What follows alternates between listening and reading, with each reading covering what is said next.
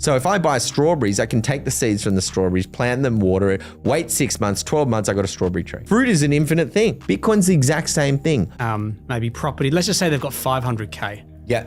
Long-term hold. Long-term, 10 plus years. 10 plus years. And be honest here. Yeah. Do you think they're an idiot for not investing into Bitcoin? Bitcoin isn't just digital money. It's the future of finance. Imagine a world where you control your wealth without the middleman. No banks, no limits. Crazy, right? Today, we're diving into a game-changing conversation with Michael Dunworth, a Bitcoin pioneer, who's here to break down how Bitcoin will change everything in finance. From psychological safety in teams to the power of infinite assets like Bitcoin, this is the story of passion, innovation, and the rise of financial freedom. So you're never going to work a day in your life if you never feel like you're working. Be the idiot. Be the idiot and ask the question, because most of the time, everyone else doesn't want to be the idiot. Ready to rethink money, tech, and your future? Stick around, because this is the moment that might just change everything for you. If you're just a software engineer and you're a really good software engineer, but you got no interest in Bitcoin, but you can still build the exchange, you come second to last because you're going to get eaten alive. Because just like with passion and purpose, I can't work at McDonald's all day, every day for the rest of my life. Now, could I work on something that I'm passionate about? Building a Lego set as a kid. I love that. I'm not working. That's mad. It's like, well, actually you're working by building these things. It's like, doesn't feel like work to me, or, you know, and it's like, if it doesn't feel like work, that's great because you can go forever. There's no resilience factor. It's like, no. I eat and sleep and breathe this because I like it. I don't feel like I'm working. So you're never going to work a day in your life if you never feel like you're working. Like, you know, that saying, do what you love, you never work a day. No, literally, you won't, because it'll never feel like work. And so if you surround yourself with a bunch of people like that, then you've got a lot of smart minds. Now, the next problem you face is having a lot of smart people isn't good. Having a lot of vocal smart people is good. And the more vocal you are, the better everyone is off. Now, what a really interesting thing to think about is a term. Are you familiar with a term called psychological safety? No. Mate, this is the best piece of advice I can give anyone everywhere, blah, blah, blah. In building a company or whatever. So you're surrounded by smart people, or actually psychological safety. Let's talk about it. What it is. Psychological safety is the ability to speak freely in any context. Now, what I mean by that is, let's say we're sitting here and we're in a business meeting or a work meeting, and you know you've got a question to ask. You know you should ask, and you're like, I don't want to feel like the idiot though. I'm going to feel like the idiot. No, be the idiot. Be the idiot and ask the question, because most of the time, everyone else doesn't want to be the idiot. And psychological safety, the reason why I'll talk about it is, in Google, they did a performance review of all the best teams in Google and how they did. So Google's got a lot of employees, they're very data driven, and a lot of teams. So out of all the top performing teams, so let's get the top 100 performing teams. Okay, do they have anything in common? Well, no, not really, but the top 10 of the top 100, they all have this huge outlier of a really high marker. And it's like, oh, what's the high outlier? What's the marker? It's the marker called psychological safety. Oh, what's that? Psychological safety, basically you've got a team of 10 engineers, you've got the smartest dude in the world with 20 years experience, you've got the dumb kid that's, 18 and he's worked 6 months, but he doesn't know a lot. If both of them can speak, hey, I think we should try that. Then this, like the smart, he's not going to feel inferiority or anything like that. So there's no stupid questions. Basically, that's the mantra to set, no stupid questions. Because if you've got 10 people, everyone working around you, they're smart because you hired them. You want to get everything out of there. Give me all of it. Like, don't hold back. No, is there anything stupid? Yeah, heaps of stupid questions. So I used to always, as a CEO, like, the fish rots from the head in all contexts, right? So that's a good and a bad thing. If you want to be a CEO, that's fine, but know that, like, the bullet's got your name on it, rightfully so. But again, like, the idea is that you can speak freely and there's never a problem, because you want all hands on deck. And without that, you don't have all hands on deck. Did that become like a value, or how did you culturally? 100%. That was a huge thing. One of the biggest things was me being the biggest idiot in the room every time. And usually I am, because I'm dumb. No, lots of people are naturally very smart. I'm not. I need to ask the same thing 1,000 times. I need to do the same thing 1,000 times, whatever it is. But like, that's how I figure it out. And I always tried to demonstrate that, because if I can ask, the CEO just asked, that stupid question, he should already know that. It's like, he does know that. He's trying to make sure everyone else feels okay. It's like, Billy Madison. Yeah, I peed my pants. Everyone else peed their pants. But peeing my pants is cool. You know, being stupid, asking stupid questions is cool. Do it. I do it. You do it. Like, you should do it. It's not cool to not know the answer to something if you need to know the answer to it. Like, you know, and so these are all subtleties, but those are the biggest value adds. If you're in an environment where someone's got, you know, more weight to speak over someone else and the other person won't speak because they feel talked down to or something, you're one step to dead. And I would say that because we had 100 competitors and we smoked almost all of them because most of them weren't. We were like a team of misfits. So we weren't the standard, you know, Stanford, Harvard, Uber for 4 years, then I went to Google, then Meta. No, we're like the opposite, the odd bods, but we all just jammed together. Do you know what I mean? And that brought us to a lot of success. It obviously has its problems with that as well. But for us, like, I couldn't have asked for anything, you know, in that story better. Now, the company and its survival and resilience and stuff like that, when you're selling something, so the transaction in the end, the 1.5 billion USD, yeah, it's so nuts. But here's the funny thing: so that vaporizes. You know, deals go ahead and they fall through. So we had 3 or 5 different opportunities or paths to take the company. Obviously, one of them was maintaining and keep going. The other was selling it. It was a really precarious situation. So I'd stepped down from CEO about 2 years before this, and my co-founder Yanni had taken it over. And shout out to Yanni. He knows I love him, and you know, we're still tight and all that. But you know, he's put in a very hard position, and the markets were really tough. The markets were going crazy in 2022. You had the Ukraine war, you had all these energy issues, you had VC capital drying up because SBF had just taken everyone to the cleaners. And it was just, dude, it was so gnarly. But I think like a lot of the things are like, if this is the wheel, this is the next internet, right? If Bitcoin is like that, I feel like the luckiest person on the planet to get dropped into the middle of it when it's all happening, and being the dude working on the engine that's powering everyone coming into the space. That's like, I don't think you couldn't, there's no amount of money that's worth. This is brand new technology that we've never seen. And some bozo from Australia got to watch everything as it's happening. Like, cool, that's exciting, you know? But to me, it was such a beautiful learning experience. All the good, all the bad. You know, I had to let go of, you know, 15 people in one day, face to face, sitting down like this. That's really hard. That's really, really hard to do. You know, and one of the things, and these are people, by the way, remember, these are all your friends. You work 14 hours a day. Like my co-founder and I literally had our bedroom in the office. Like this is what's up. It's literally exactly what you think. Bunk beds, video games, and just grinding and coding. Like that was pretty much the genesis of it all. But, you know, with these problems, you know, like let's say you got to sit down now, you got to fire people that they might be your best friend. You know, that's something I've had to do before, and you've had to let go of people. But at the end of the day, you work for the logo, right? If I'm the CEO of the company, I work for the shareholders. And so if all my team members, if I got 150 team members or 120, and they're all stockholders, I work for them. So if you're dead weight and you're a stockholder, you're my boss. I have to let you go so that I can make those things that you're holding, the shares, worth something. And if I don't, I'll keep you happy, but your bags aren't going to get heavier, you know, bags.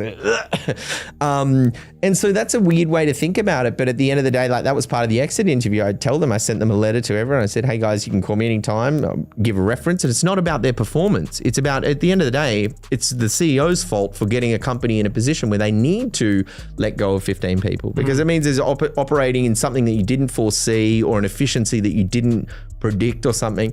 So, you know, it's a good learning curve. But man, that's really hard, because it's like sending people into a meat grinder, knowing, and you'd have to go out and you have to go into the office and you got, you know, a team, like a warehouse full of people sitting there at the desk, and you got to call someone's name, but everyone knows that they're not sure if they're the next one to get called. And is it like, oh my God, it's hard. And these people, you know, you've been playing ping pong with them, video games, drinking, studying, learning, growing, changing, traveling, like, it's as close to, like, you see these people more than your family because you're there for 15 hours a day. Tell me something. Yeah.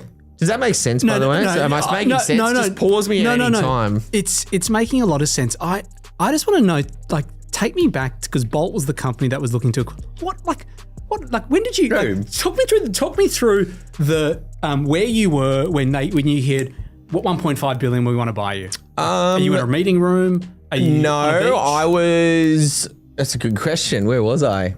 I was on a run. Actually, I was running in Rose Bay and I got a message with the term sheet or what they were proposing from the board. I was like, oh, sick. But look, one of the things that happens when you're a founder or an entrepreneur and you go through the fundraising process, you get very familiar with the term. It's not money in the bank until it's money in the bank. And so I'm the opposite. I'm very manage my expectations. And I used to have a mantra at work, and we did actually, which was always planning for the best, planning for the worst, hoping for the best, because it means we plan for everything, right? We plan for everything to happen. I hope the good path happens, but if not, we've got all the redundancies lined up. And you become an expert in redundancies basically, because you're like, well, shit, if that term sheet doesn't come in, then we've got to have this, this, and this on the backup just in case.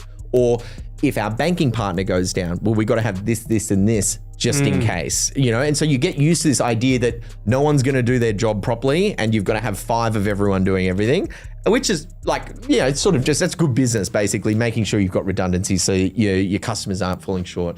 Yeah, so I heard about it. And look, Bolt's an interesting company. I don't really have anything to say about them because I don't know them as well. But look, I've got my own perspectives on things. Like I do a lot of mentoring and investing in the space, so I've got a good eye on companies that I like and don't like.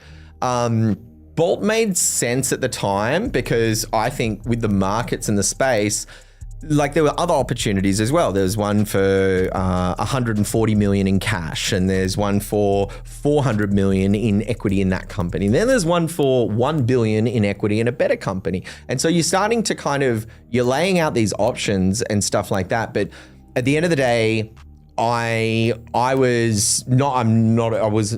think I'd stepped off the board and was just observing or advising and stuff. And I got plenty of say in it, but I just said, I had reservations about the transaction at the time, just because I felt like there was something that wouldn't make sense. You can see these things that you can go, okay, well, there's risky elements between here and the end of the transaction that can, risky pieces of the puzzle, but all that considered, okay, we'll go for it. So it's a very circumstantial, I would say. So, people go, oh, but if that didn't happen, like let's say if you sold to a different company and all this stuff, or the Bolt stuff didn't happen, what would you have gotten out of everything? Like what would you have gotten? I go, like I said, I've been at the heartbeat of what's going to be the invention of the wheel. Like I've gotten to see that firsthand and also help contribute to its growth, right? Help 1 million people buy Bitcoin for the first time. That's really cool. And that's like, when I think about that, it's like, does that add value to someone's life? I think the value that Bitcoin's added to my life is tremendous. And it's not just like, cool, you made money. It's like, no, dude, you're going to realize all of the stuff that is like basically in this fiat system that we've got, buy the car, buy the handbag, it's all junk. It's not only is it all junk, it's preying on you to believe it's not junk. And that's the thing, like Apple. Why would Apple hire the head of LVMH to come in and help them with their products? Because Apple sells spec products, which is computer products, right? If I give you a computer, this one's got 1 megabyte of RAM, that one's got 1 megabyte of RAM. Okay, why would you ever pay more for one? We need to figure out a way to get your heart involved into the product purchase. And so Apple became a design company, and there's a lot more to just the product. It's I am an Apple user. I've got an iPhone user. I get blue messages from you. I've got the silver laptop at the coffee cart, or the coffee, the what is it called? A cafe. I'm fucking idiot. But you know what I mean? It becomes a branding exercise now, because now if you're brand conscious, I can sell you something that's worth $1,000 for $2,000. Easily. And that's what literally fashion is, by the way. So after you start realizing how valuable something can be, you set a new bar for what you believe is valuable in your own life. Because you're like, okay, fuck, all right, well, what is valuable then? Because what would I sell my Bitcoin for? It's like, oh, I'll tell you what, you're not going to sell your Bitcoin to go buy the new Gucci jacket next year. And if you do, you shouldn't hold Bitcoin in the first place, because it's like you have a golden goose. It's a golden goose that will keep laying eggs for you. So think about this. Okay, this is one example I'll give. If you buy fruit, you never have to buy that fruit ever again. Now, you do buy fruit more than once because you don't have the time to wait for it to grow. So if I buy strawberries, I can take the seeds from the strawberries, plant them, water it, wait 6 months, 12 months, I got a strawberry tree. Fruit is an infinite thing. You got seeds in it, plant them, wait, you get more of it. Bitcoin's the exact same thing. Buy it, wait, you will have more of this fiat dollar. Just like you got more strawberries from your strawberry tree, you're gonna have more dollars from your Bitcoin tree.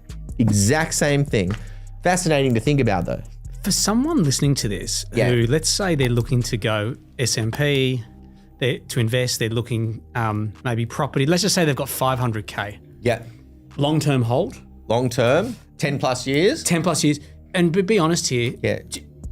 Do you think they're an idiot for not investing into Bitcoin? Nah, no one's an idiot for it because, and I mean this because I'm the same. I didn't invest in it when I first saw it. No one does because we have no clue how smothered we are with noise. So signal, noise. Signal, noise. We've got to separate the two. Right now, there's a lot of noise everywhere in day-to-day society. So let's imagine you wake up, kids screaming, rushing for the bus. Then you get on the bus. You finally get this moment of peace to drink your coffee that you got at the bus stop. Now you get to work. Bang, you're in work mode. Not thinking about anything else. Going, oh, boss is on my ass. Yeah, I'll get the email to Jimmy. Oh, how fun was the Christmas party? Yeah, cool. Work mode. Now you finish work mode. Maybe you've gone to the gym. Maybe you've got a moment to yourself. You come home. Kids, cleaning, cooking, bed, rinse, repeat. People don't have a chance at understanding Bitcoin in that environment. You don't have a chance. So I never think anyone's an idiot for not buying it. There's two schools of thought. One, you don't have enough time to figure out it's a golden goose, and that's really unfortunate. Or two, you're old and established and you already know what you know. And that's so like a lot of people go to me, they're like, oh, go talk to this person. They're worth a lot of money and they want to learn about Bitcoin. And they'll be like, oh, what an idiot. Why wouldn't they get into it? Warren Buffett, why won't you hold Bitcoin?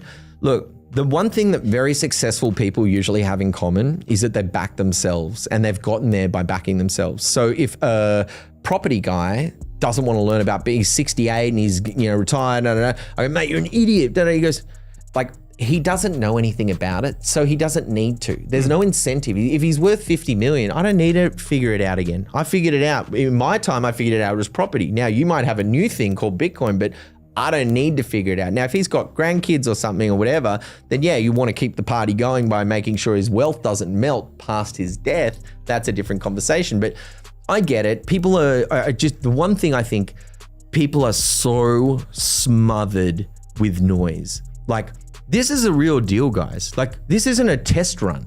You get one life, not two lives, not maybe sort of, not a restart from a save game in a video game. One life. When are we going to learn about it? Money. Is money important to you? Yes. I'll tell you how important it is. There is not a single thought that you've had any day of your life that doesn't factor money into it. Hey man, come to the beach with me. Yes or no? No. Why? I bet whatever comes out of your mouth, there is a money element associated with it. Hey dude, we're all going away for my 20th birthday.